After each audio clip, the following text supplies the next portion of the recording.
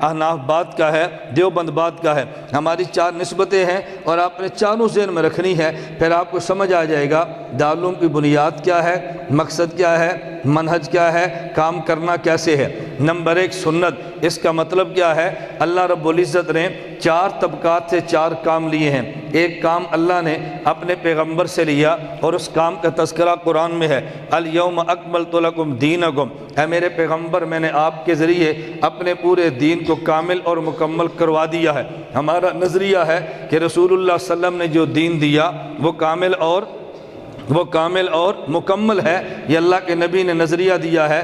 کامل اور مکمل کا معنی کوئی بندہ کہ جی پہلے امام ابو حنیفہ نہیں تھے، یہ تو مکمل ہونے کے بعد آئے ہیں، پہلے بخاری شریف نہیں تھی، مکمل ہونے کے بعد آئی ہے، یہ نہ سمجھنے والی باتیں ہیں۔ یہ بالکل ایسے ہی ہے، یہ دارالعلوم بنا ہے، اس کی مسجد بنی ہے، تزئین ہو گئی، کارپٹ بچھ گئے ہیں، لاؤڈ سپیکر لگ گیا ہے، تو مولانا فرماتے ہیں دیکھو میں نے مسجد تمہیں بنا دی ہے، لاؤڈ سپیکر بہترین لگوا دیا ہے، اور یہ میں نے سسٹم اسلام آباد سے لایا ہوں، بہت پیسے لگے ہیں، میں نے کامل اور مکمل کر کے تمہیں دے دیا ہے۔ اب یہ لاؤڈ سپیکر ہے تو صحیح، لیکن آخر اس کی آواز کہاں تک جائے گی؟ کوئی اس کی حد تو ہوگی نا، اس کی آواز کہاں تک جانی ہے؟ یہ تو نہیں اگر آپ یہاں سے چلائیں تو اس کی آواز سرگودا پہنچ جائے، ایسا تو نہیں ہونا، اس کی آواز کی لمٹ ہوگی نا، اس کی آواز نے کہاں تک جانا ہے۔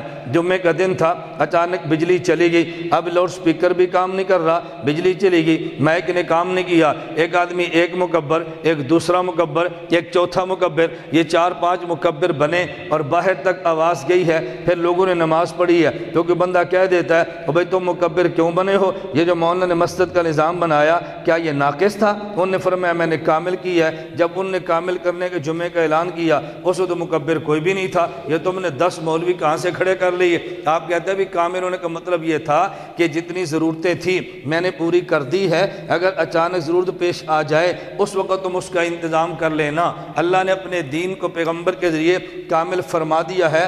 کیا مطلب؟ قرآن جتنا تھا خدا نے سارا دے دیا، احادیث جتنی تھی وہ سارے دے دی، قرآن کی طے میں جو مسئلے تھے وہ طے میں رکھ دیے، احادیث کی طے میں جو مسئلے تھے وہ رکھ دیے، اور یہ بھی بتا دیا میں نے دنیا میں نہیں رہنا، میں نے چلے جانا ہے، میرے بعد خلفائے راشدین ہوں گے، میرے بعد میرے صحابہ ہوں گے، میرے بعد ائمہ فقہا ہوں گے۔ جب تمہیں مسئلہ پیش آ جائے خلیفہ راشد سے پوچھنا، خلفائے راشدین چلے گئے میرے صحابہ سے پوچھ لو، پھر مسئلہ پیش آ جائے تو فقہا سے پوچھ لینا، یہ پیغمبر نے بتا دیا۔ اب دین کامل کا معنی قرآن سارا مانے، احادیث ساری مانے، خلفائے راشدین بھی مانے، صحابہ کرام کو مانے، ائمہ فقہا کو بھی مانے، اب یہ دین کامل ہے۔ اگر قرآن سارا نہیں مانا ناقص مانا ہے، احادیث ساری نہیں مانی تو ناقص مانا ہے، خلفائے راشدین کی بات کو نہیں مانا تو ناقص مانا ہے، صحابہ کو نہیں مانا تو ناقص مانا ہے، ائمہ فقہا کو نہیں مانا تو پھر ناقص مانا ہے۔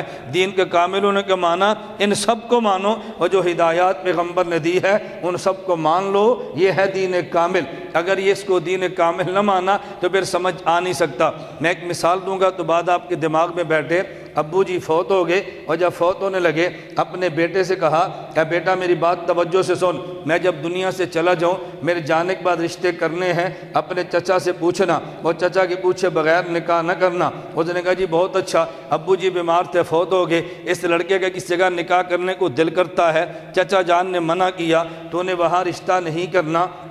ہم لڑکی کے خاندان کو سمجھتے ہیں، بیک گراؤنڈ سمجھتے ہیں، ہمارے وہ لیول کے نہیں ہیں، ان کے خاندان کے مسائل ہیں، بچہ یہ رشتہ نبھ نہیں سکتا۔ وہ لڑکا کہتا ہے اب چچا میں آپ کی بات مانتا ہوں، مجھے اعتراض تو نہیں ہے، لیکن میں نے تو قرآن پڑھا ہے، مجھے الحمد سے لے کر والناس تو کوئی آیت نہیں ملی کہ چچا کی بات مانو، جو حدیثیں میں نے پڑھی ہیں مجھے تو حدیث کوئی نہیں ملی چچا کی بات مانو۔ ہاں ابو جی کہہ دیتے نا میں مان لیتا، آپ کی بات کیسے مانوں، میں تو مسلمان ہوں، قرآن حدیث کا پابند ہوں، دائیں بائیں کی باتیں تو میں سنتا ہی نہیں ہوں، ماننا تو بڑے دور کی بات ہے۔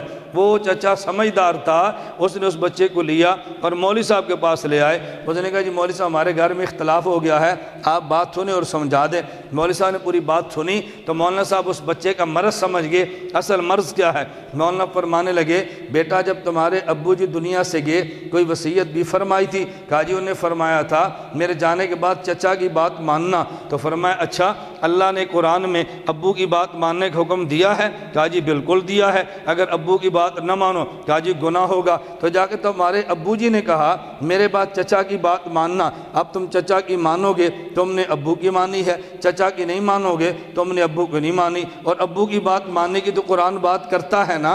اس نے کہا جی مجھے بات سمجھ آ گئی، ہم نے کلمہ نبی کا پڑھا ہے، خلیفہ راشد کا نہیں پڑھا، لیکن جس پیغمبر کا کلمہ پڑھا انہوں نے فرمایا خلیفہ راشد کی بات ماننا، علیکم بسنتی وسنت الخلفاء راشدین المہدیین۔ جس نبی کا کلمہ پڑھا انہوں نے فرمایا تم نے صحابہ کی بات ماننی ہے، اصحابی کالنجوم فبأی مقتدیتم مہتدیتم۔ جس نبی کا کلمہ پڑھا اس نے فرمایا کہ تم نے فقہا کی بات ماننی ہے۔ علی المرتضیٰ کہتے ہیں، موجم اوسط طبرانی کی روایت ہے، میں نے پوچھا یا رسول اللہ ان نزل بنا امر لیس فی بیان امر ولا نہی فما تأمرنا، اگر کوئی مسئلہ پیش آ جائے نفیاً اثباتاً قرآن و سنت میں نہ ملے تو پھر میں کیا کروں؟ فرمایا تشاورون الفقہاء، فقہا کی بات ماننا۔ اب بتاؤ جب اللہ کے نبی نے فرمایا خلیفہ راشد کی بات مانو، اللہ کے نبی نے فرمایا صحابہ کی بات مانو، اللہ کے نبی نے فرمایا فقہا کی بات مانو، ان العلماء ورثۃ الانبیاء، علماء نبی کے وارث ہیں، جب نبی نے فرمایا میرا وارث عالم ہے تم اس کی بات مانو، تو پتہ چلا دین کامل تب بنتا ہے قرآن سارا مانو، احادیث ساری مانو، خلفۂ راشدین کو بھی مانو، صحابہ کرام کو بھی مانو، فقہا کو بھی مانو، علماء کو بھی مانو، ورنہ دین کامل ہو سکتا ہے؟ یہ دین کامل کا میں معنی سمجھا رہا تھا، ہمیں کوئی بندہ دھوکہ نہ دے۔ میں ایک مرتبہ بچیوں کو سبق پڑھا